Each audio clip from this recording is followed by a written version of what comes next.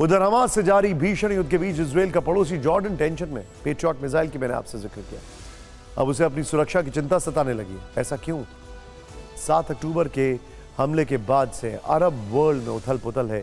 Lebanon border पर IDF Hezbollah के ठिकानों पर कहर बनकर टूट पड़ी है, तो दूसरी तरफ गाजा में बेशुमार बमबारी चल रही है। मिडल ईस्ट में तनाव है।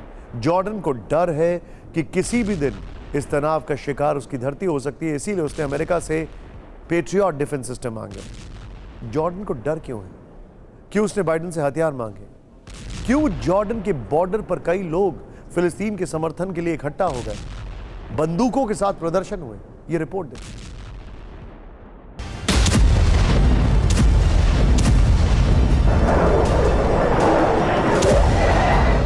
अमेरिका के सहयोगी देश जॉर्डन ने उससे पेट्रियट डिफेंस सिस्टम मांगा है। जॉर्डन अकेला देश है जो अमेरिका और इजराइल के खेमे में है, लेकिन सवाल है कि जॉर्डन को हमले का डर क्यों सता रहा है।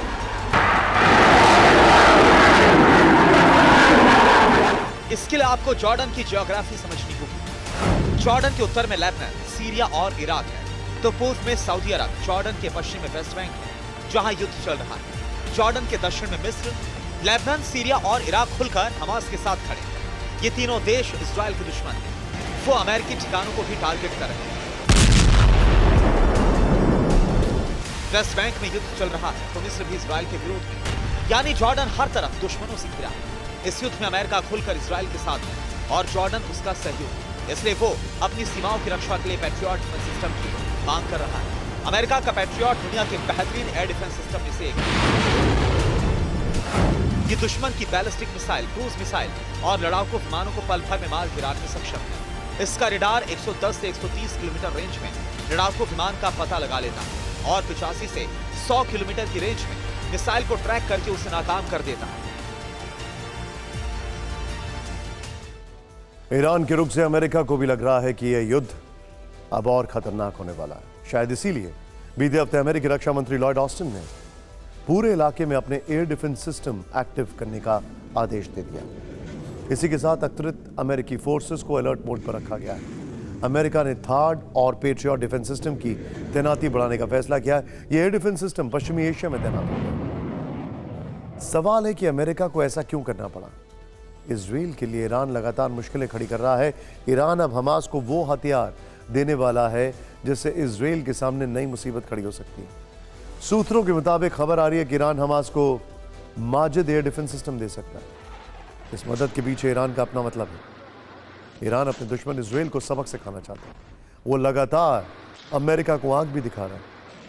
उसकी ख्वाहिश है इस युद्ध के बहाने अरब देशों को अगवा बनने की। अब आपको ईरान के इस एयर डिफेंस सिस्टम माजिद की ताकत के बारे में बताते हैं। इसकी रेंज करीब 18 किलोमीटर है, जबकि रिस्पांस टाइम 3 सेकंड है। माजिद की स्पीड 2469 किलोमीटर प्रति घंटा है और इसकी क्षमता 4 टारगेट्स को तबाह करने की है। इसकी खासियत मिसाइल और फाइटर जेट को मार गिराने की भी है। एक तरफ ईरान हमास के पीछे खड़ा है तो वहीं हिजबुल्लाह के साथ उसके रिश्तों में खटास आती दिख रही है। हिजबुल्लाह के पहले सेक्रेटरी रहे सुबी अल तुफैल ने ईरान के supreme commander, supreme leader Khamenei को शैतान और मुसलमानों का हत्यारा करार दिया। इस बीच हिजबुल्लाह का एक नया वीडियो सामने आया है। इस वक्त स्क्रीन पर आप वही वीडियो देख रहे हैं। 10 सेकंड के इस वीडियो में दुनिया भर में खूब चर्चा हो रही है। सवाल पूछे जा रहे हैं हिजबुल्लाह क्या करने वाला है आखिर जंग के बीच। ये वीडियो क्यों जारी किया और इसका मकसद क्या है?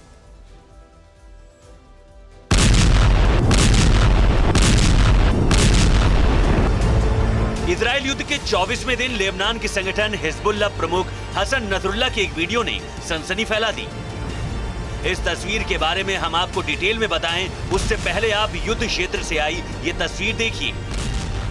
मिसाइल हमले का ये वीडियो इजरायली डिफेंस फोर्सेस ने जारी किया है। आईडीएफ ने दावा किया कि उसने लेबनान बॉर्डर पर हिजबुल्लाह के ठिकाने को निशाना बनाया।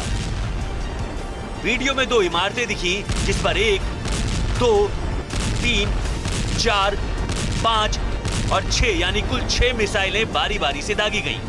इस हमले के बाद वहां से आग की लपटें उठती दिखी और हिजबुल्लाह की पोस्ट तबाह हो गई।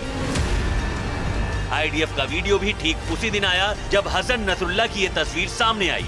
जिसमें हथियार दिख रहा है और उर्दू में कुछ शब्द लिखे हैं। इसके बाद सीन में नसरुल्लाह की एंट्री होती है, जो उस तस्वीर को गौर से देखते हुए बिना कुछ बोले आगे निकल जाता है।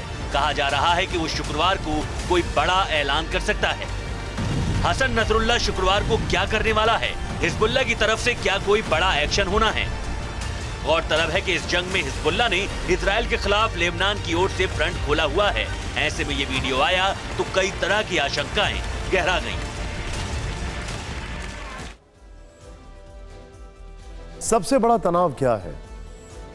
जो आउटस्कर्ट्स के इलाके हैं, आउटस्कर्ट्स यानी जो और देश हैं, मैं अपने आप को करेक्ट करूंगा, जिस तरीके से इजराइल ने सीरिया और लेबनान पर अटैक किया है, सबको इस बात का डर है कि कहीं यह युद्ध अब हाथ से ना निकल जाए, और वो भी सिर्फ ईरान के फायदे के लिए।